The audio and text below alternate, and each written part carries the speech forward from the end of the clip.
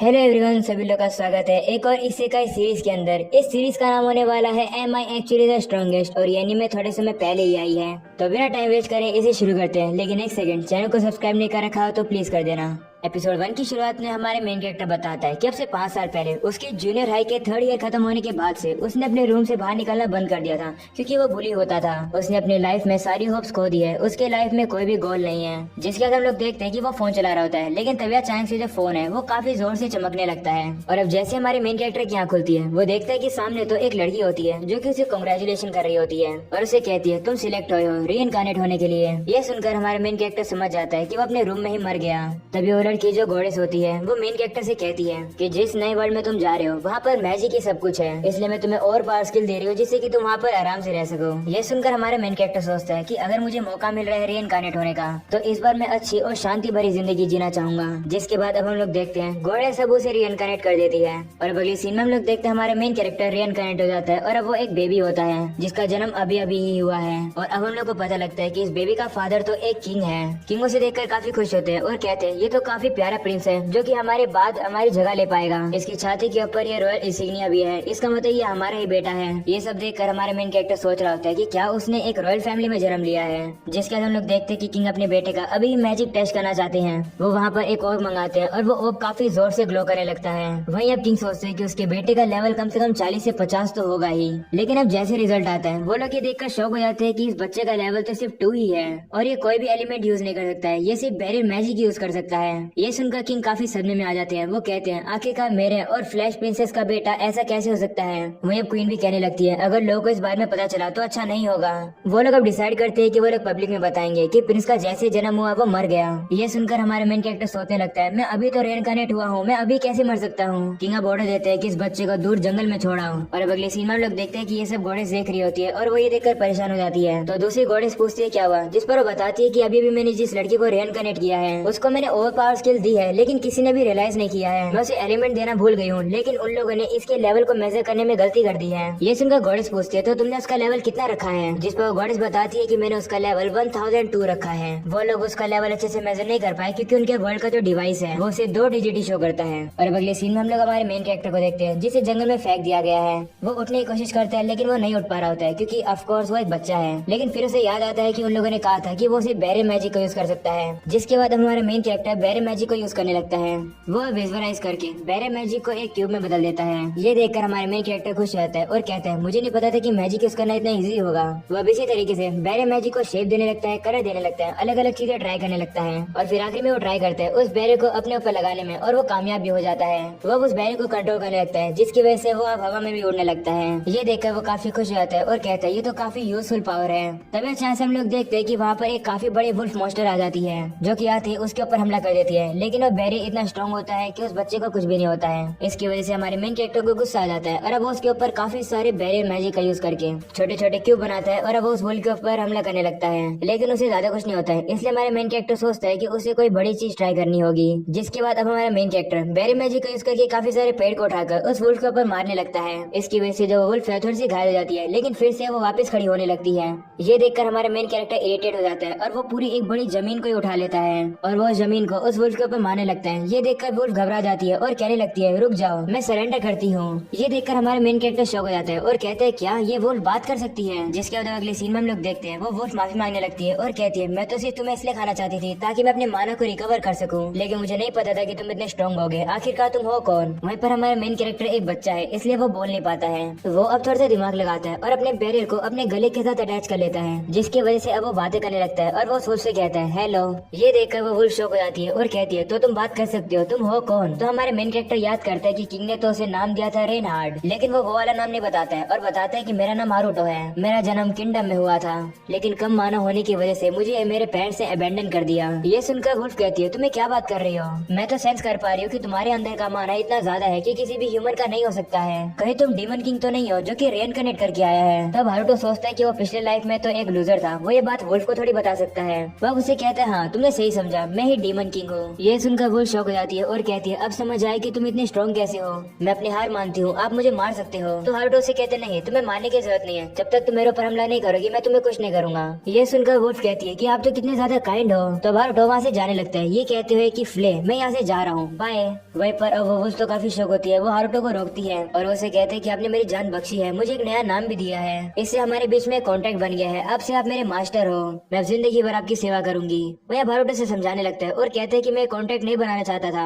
Haruto बोल ही रहा होता है लेकिन तभी अचानक से उसकी सारी एनर्जी खत्म हो जाती है और वो नीचे आ जाता है। ये देखकर फ्ले घबरा जाती है और कहती है मास्टर आपको क्या हुआ, जिस पर हारुतो कहता है कि मैं एक बच्चा हूँ तो मुझे दूध पीना है। ये सुनकर फ्ले कहती है अगर ऐसी बात है तो मैं कुछ करती हूँ। और अब ऐसा बोलने के बाद हम लोग देखते हैं कि फ्ले अपने आप को ट्रांसफॉर्म करके एक ह्यूमन गर्ल में बदल देती है जिसमें कोई भी कपड़े नहीं पहने होते हैं। ये देखकर हारुतो काफी शर्मा जाता है और वो उसे कहता है तुम्हें कुछ कपड़े पहनने चाहिए। ऐसा बोलने के बाद हारुतो अपने बेरे मैजिक का यूज करके उसके लिए कुछ कपड़े बना देता है जिसमें वो और ज्यादा खूबसूरत लगने लगती है। जिसके बाद अब फ्ले हारुतो के पास आकर उससे माफी मांगती है और कहती है माफ करना मैं मिल्क प्रोड्यूस नहीं कर सकती हूँ। तभी अचानक से फ्ले को सेंस होता है कि कोई यहाँ पर आ रहा है। ये बात वो हारुतो को बताती है और कहती है कि क्या मैं उसे मार दूं, जिस पर हारुतो कहते हैं नहीं पहले तुम उसे बात करो, पूछो कि उसे क्या चाहिए। और अब हारुतो फ्ले से एक बहरे को कनेक्ट कर देता है और उसे कहता है इससे तुम मेरी बातों को सुन पाओगी। जिसके बाद अब हम लोग देखते हैं कि वहाँ पर एक बंदा आता है और कहता है कि मैं इस बेबी को यहाँ से लेने आया हूँ। ये बात सुनकर फ्ले उसे मना कर देती है। तो बंदा कहता है तुम्हारे पास कौन सा हक है मना करने का, जिस पर फ्ले कहती है मेरे पास हक है क्योंकि थोड़े समय पहले ही ये मेरा मास्टर बना है, इसका मतलब ये मुझे बिलोंग करता है। जिस पर बंदा कहता है कि ये जो बेबी है ये मेरे रिलेटिव का बेटा है, उसने इसे अबेंडन कर दिया है इसलिए मैं इसे बचाने आया हूँ। ये सुनकर फ्ले उससे कहती है कि तुम ह्यूमंस ऐसे क्यों होते हो, एक अबेंडन करी हुई चीज को तुम लोग वापस लेने कैसे आ सकते हो। तो बंदा कहता है मुझे पता है कि ये बच्चा भूखा है इसलिए मैं इसके लिए दूध लेकर आया हूँ। ये देखकर हारुतो खुश रहता है और फ्ले से कहता है इस दूध को ले लो, लेकिन अब फ्ले मना कर देती है। वो उस बंदे से कहती है क्या तुम्हें ये पता चल गया है कि मैं मिल्क प्रोड्यूस नहीं कर सकती हूँ, इससे तुम मेरी बेइज्जती कर रहे हो ना। जिस पर वो बंदा कहता है नहीं मुझे तुमसे कोई फर्क नहीं पड़ता, लेकिन बस मुझे इतना पता है कि तुम एक ह्यूमन चाइल्ड को पाल नहीं सकती हो। ये सुनकर फ्ले गुस्सा हो जाती है और कहती है कि तुम ये बात इतनी कॉन्फिडेंस से कैसे कह सकते हो और आखिरकार तुम्हें इस बच्चे की परवाह क्यों है। तो बंदा कहता है कि ये एक स्टोरी से रिलेटेड है। वो बताता है कि उसकी वाइफ एक बार प्रेग्नेंट थी लेकिन बदकिस्मती से वो बच्चा जन्म ही नहीं ले पाया और इस बच्चे को अबेंडन कर दिया गया है इसके पोटेंशियल की वजह से। इससे मुझे कोई फर्क नहीं पड़ता, लेकिन हर एक बच्चा जो इस दुनिया में आता है उसे कम से कम अच्छी जिंदगी जीने का मौका तो मिलना चाहिए। ये कहानी सुनकर फ्ले दुखी हो जाती है और वो रोने लगती है। जिसके बाद वो बंदा फ्ले से कहता है चलो एक डील करते हैं, अगर तुम्हारा मास्टर है तो मैं तुम्हें इस बच्चे का पर्सनल अटेंडेंट बनने देता हूँ। तो फ्ले भी मान जाती है और कहती है ठीक है, लेकिन मैं अपने मास्टर का हमेशा ख्याल रखूंगी। और अब उन दोनों के बीच में एक डील हो जाती है। और अब अगले सीन में हम लोग देखते हैं वो बंदा हारुतो की जो टोकरी होती है उसे तोड़ देता है और फिर वो उसके ऊपर ब्लड भी डाल देता है जिससे कि लोगों को लगे कि हारुतो मर गया है। जिसके बाद हम लोग देखते हैं वो बंदा अब उन लोग को अपने साथ ले जाने लगता है। और अब अगले सीन में हम लोग देखते हैं 9 साल बीत जाते हैं जहाँ पर वो अब मार्ग्रेव गोल्ड के साथ रहता है। हारुतो अब उसी बंदे को अपने डैड बुलाता है। वहीं पर हारुतो की मॉम भी होती है और उसकी बहन भी होती है। हारुतो कहने लगता है कि मैं यहाँ से जाने वाला था दूध मिलने के बाद, लेकिन इन लोग की काइंडनेस देखकर मैं यहीं पर रुक गया, लेकिन बस यहाँ पर एक ही प्रॉब्लम है, मेरी छोटी बहन मुझे पसंद नहीं करती है। हारुतो कहने लगता है कि मुझे काफी दुख होता है ये जानकर कि मेरी छोटी बहन ही मुझे पसंद नहीं करती है। वहीं पर हम लोग देखते हैं हारुतो की बहन शार्लेट फ्ले को काफी ज्यादा पसंद करती है। ये देखकर हारुतो काफी ज्यादा जेलस फील कर रहा होता है। शार्लेट फ्ले से कहती है कि क्या आप फिर से मेरे साथ आज खेलोगे, जिस पर फ्ले मना कर देती है और कहती है नहीं, आज हारुतो ने मुझे एक इम्पोर्टेंट काम दिया है, मैं उसे पूरा करूंगी। तभी हारुतो फ्ले से कहता है शार्लेट के साथ खेल लो, जिस पर फ्ले मान जाती है। और अब अगले सीन में हम लोग देखते हैं शार्लेट और फ्ले के साथ खेल रहे होते हैं। वहीं पर शार्लेट काफी ज्यादा खुश होती है। ये चीज हारुतो खिड़की से खड़ा होकर देख रहा होता है। तभी वहाँ पर उसकी मॉम आ जाती है और कहती है कि इस बात की वजह से तुम परेशान मत हो, मुझे लगता है कि शार्लेट तुम्हारे साथ इसलिए नहीं खेलती है क्योंकि वो तुम्हारे अराउंड थोड़ी सी शाय है, उसे नहीं पता कि तुम्हारी एज के लड़कों के साथ कैसे एक्ट किया जाता है। देखो शार्लेट की तो फ्ले के साथ कितनी अच्छी बनती है। वहीं हारुतो परेशान हो जाता है। वो कहते हैं कहीं शार्लेट को पता तो नहीं चल गया कि मैं एक्चुअली 30 साल का बूढ़ा आदमी हूँ। इस बात के बारे में सोचकर हारुतो काफी दुखी हो जाता है और कहते हैं शायद छोटी बच्चे को बूढ़े आदमियों के साथ घूमने में मजा नहीं आता है। तभी हारुतो की मॉम कहती है दुखी मत हो, मेरे पास एक आइडिया है, क्यों ना तुम शार्लेट के लिए कोई स्पेशल चीज करो जिससे कि वो समझ जाए कि तुम उसके लिए कितने अच्छे भाई हो। और वैसे भी तुम्हें तो पता ही है कि फ्यूचर में जो हमारी चीजें हैं वो सारी तुम्हारी होगी क्योंकि तुम हमारे उत्तराधिकारी जो हो। तो क्यों ना अपने रूम में बंद रहने की बजाय बाहर निकल के शार्लेट के साथ कभी खेल कर देखो। एक बार इसी तरीके से हारुतो अपनी मॉम की सारी एडवाइस लेता रहता है। और अब अगले सीन में हारुतो अपने रूम में आ जाता है। वो कहने लगता है मुझे काफी जल्द ये घर छोड़ना होगा, लेकिन अगर मैं जाऊंगा तो फ्ले भी मेरे साथ आएगी और अगर ऐसा होगा तो शार्लेट मुझे और ज्यादा हेट करने लगेगी क्योंकि मैं फ्ले को उससे दूर ले जाऊंगा। मैंने फ्ले को समझाने की कोशिश करी है लेकिन वो समझती ही नहीं है। उसका कहना है कि वो हमेशा मेरे साथ ही रहेगी, लेकिन अगर मैं यहाँ पर रहा तो मैं पक्के से कह सकता हूँ कि ये लोग मुझसे काफी ज्यादा चीजें कराएंगे। वहीं पर हम लोग देखते हैं कि हारुतो ने 9 साल लगाकर अपनी एक खुद की कॉपी बनाई है जिससे कि वो इस कॉपी को यहाँ पर छोड़ सके और खुद लीव कर सके, लेकिन ये कॉपी अभी तक पूरी नहीं हुई है। ये बात भी नहीं कर सकता है और हिल भी नहीं सकता है। तभी हारुतो को रियलाइज होता है कि उसे तो फ्ले की भी एक कॉपी बनानी होगी। इस बात से हारुतो का दिमाग खराब हो जाता है। तभी हम लोग देखते हैं कि हारुतो के डैड अब हारुतो को नीचे बुलाने लगते हैं। तब हारुतो भी मान जाता है और वो नीचे आ जाता है, जहाँ पर उसके डैड अब उसे कहते हैं कि मैं आज से तुम्हें सिखाऊंगा कि तलवार का यूज कैसे किया जाता है, क्योंकि तुम्हारा माना लेवल काफी ज्यादा कम है, इसलिए तुम्हें बाकी स्किल्स को डेवलप करना होगा। या फिर क्या तुम किसी दूसरी फील्ड के अंदर इंटरेस्टेड हो? तो हारुतो कहते हैं हाँ, मैं एंशिएंट मैजिक स्टडी कर रहा हूँ। ये सुनकर हारुतो के डैड खुश हो जाते हैं और कहते हैं मुझे लगा था कि तुम अपने रूम में सिर्फ टाइम पास करते होगे, लेकिन तुम कुछ तो कर रहे हो। तो हारुतो कहते हैं हाँ, मैं अपनी रिसर्च करने के लिए अब वापस जा रहा हूँ। तभी उसके डैड उसे रोकते हैं और कहते हैं कि तुम्हारे अंदर स्वॉर्ड का भी टैलेंट हो सकता है, जब तक तुम ट्राई नहीं करोगे तुम्हें पता क्या चलेगा, लो ट्राई करो।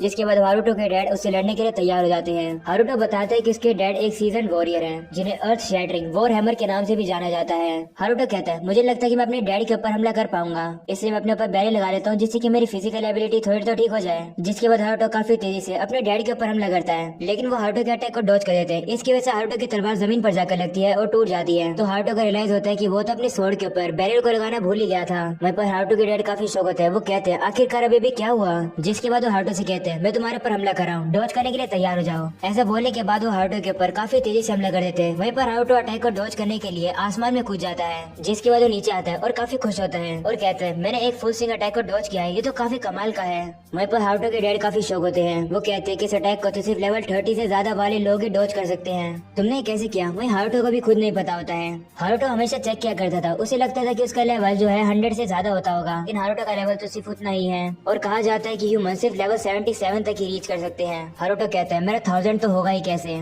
मेरा माना लेवल तो सिर्फ 2 का है और मेरे पास कोई भी एलिमेंट नहीं है। मुझे लगता है क्योंकि मेरे पास एलिमेंट नहीं है, इसी वजह से मैजिक को एफिशिएंटली यूज कर सकता हूँ। वहीं पर अब हारुतो के डैड कहते हैं ये सब एक तुक्का होगा, भूल जाओ इन सब बारे में, चलो अपने ट्रेनिंग को वापस कंटिन्यू करते हैं। वहीं पर हम लोग देखते हैं कि ये सब शार्लेट भी पीछे से छुप कर देख रही होती है।